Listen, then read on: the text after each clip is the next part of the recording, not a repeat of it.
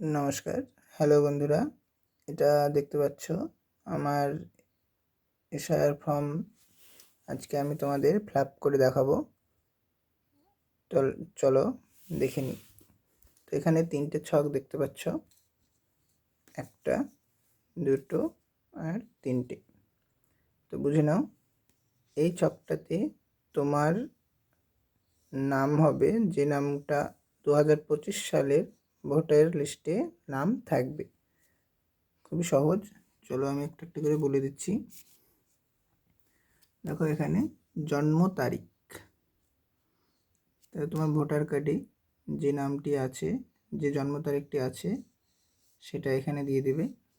তবে এটা ইংরেজিতে ফিল আপ করার চেষ্টা করবে, বাংলার থেকে ইংরেজিটাই প্রাধান্য বেশি হবে, কারণ এই ফর্মটায় তোমার অনলাইনে সাবমিট হবে।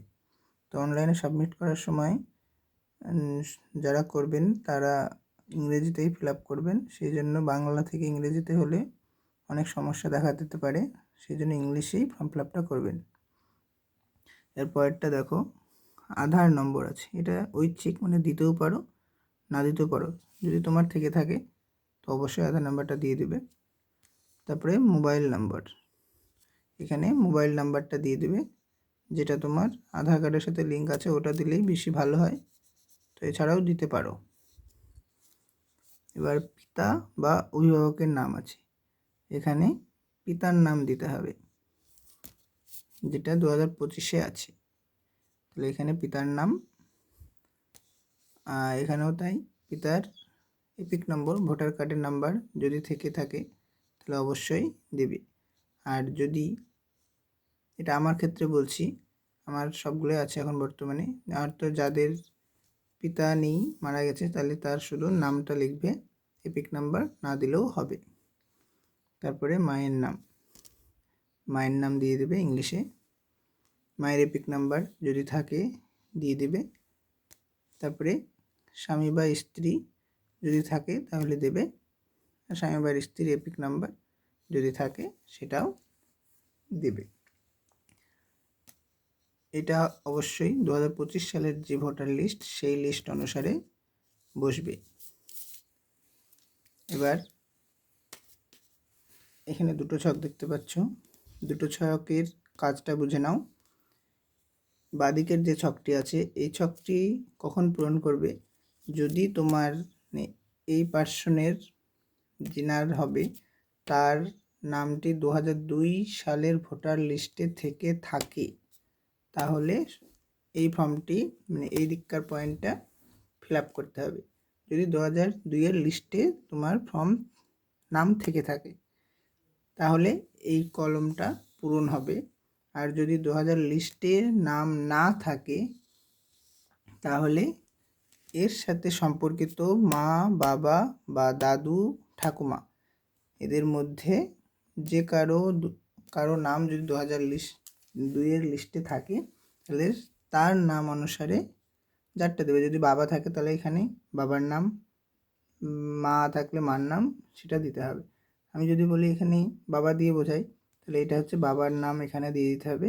দেখো এখানে ভালো করে লিখে দিয়েছে, আত্মীয়ের বিবরণ যার নাম পূর্ববর্তী কলমের সর্বশেষ এসআইআর-এ দেওয়া আছে।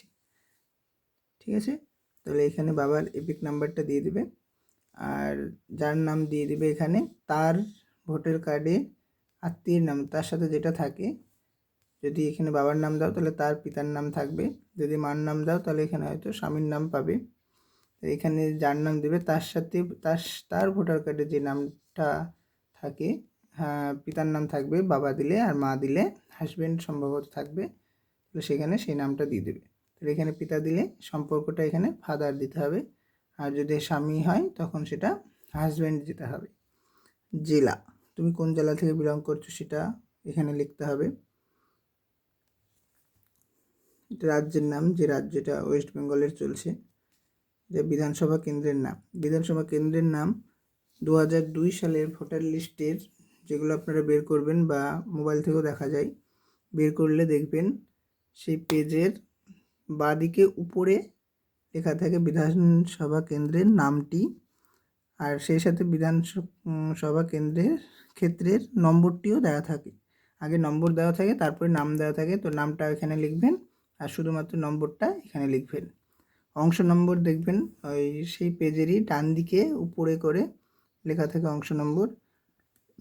আর ক্রমিক সংখ্যা এটা হচ্ছে এই যে এখানে যে পার্সনের নাম লিখবেন সেই পার্সনের এখানে যে নামটা লিখবেন সেই নামটা ওই ভোটার লিস্টের কত নম্বর ক্রমিক সংখ্যায় আছে।